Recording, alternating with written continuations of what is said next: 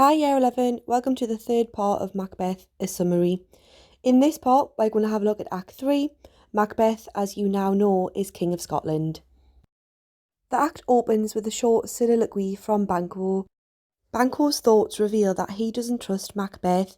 In fact, he thinks he's played very foully for his crown. Macbeth and his wife check in on Banquo and ask if he's going to attend their feast that night. Macbeth asks Banquo if he will be riding that night, and Banquo confirms that he will be. This is all part of Macbeth's murderous plan. The witches prophesied that Banquo would be a father to a line of kings, and this makes Macbeth very worried because he does not have an heir. Two murderers come to speak to Macbeth. Macbeth turns them against Banquo. They agree to kill him and his son Fleance. Lady Macbeth arrives back at the scene. Macbeth admits that he fears there's more to do. Again, she brushes him off. Macbeth's state of mind is symbolised by the use of scorpions, which are linked to poison and evil. He is consumed by corruption and sin. She doesn't know what the heck Macbeth is going on about. She has no knowledge of his plans to kill Banquo. Is she no longer his dearest partner of greatness? Scene changes to outside the castle. Banquo and Fleance are in the dark, so they light a torch. This gives their position away, and the murderers attack. Banquo is killed. But, unfortunately for Macbeth, Fleance escapes. We then move to the Banquet Hall. A murderer enters to let Macbeth know what's gone on. The murderer has Banquo's blood on his face. The murderer tells Macbeth that Fleance got away. Lady Macbeth comes in, asks Macbeth why he's not saying hello to his guests. And Lennox asks him to sit down. Macbeth asks where, and Lennox says here. Macbeth says the table is full.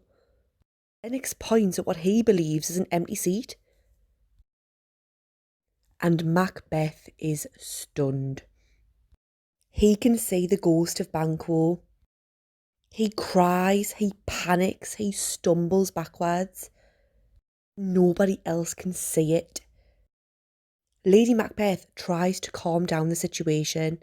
She's fuming. And then the ghost vanishes and Macbeth's fine. But then it comes back.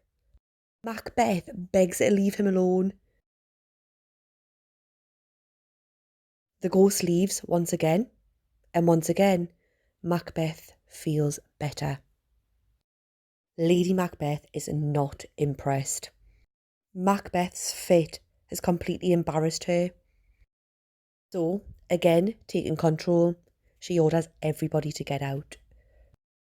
Once more, she belittles the situation. She tells her husband to sleep it off. The scene changes to the witches, and they're joined by Hecate, the goddess of witchcraft. She is really angry. She calls the three witches beldames, saucy and overbold. She's jealous that they messed on with Macbeth without her help.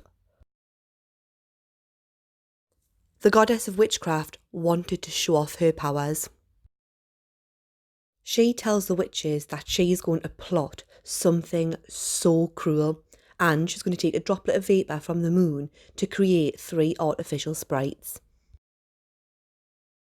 The Weird Sisters will meet again with Macbeth, and they are going to bring along their cauldron.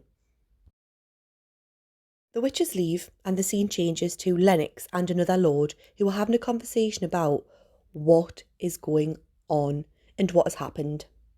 Their dialogue reveals that people are certainly not happy with Macbeth. The main topic of their conversation is Macduff, who failed to turn up to Macbeth's feast. It's really clear here that Macduff does not support Macbeth.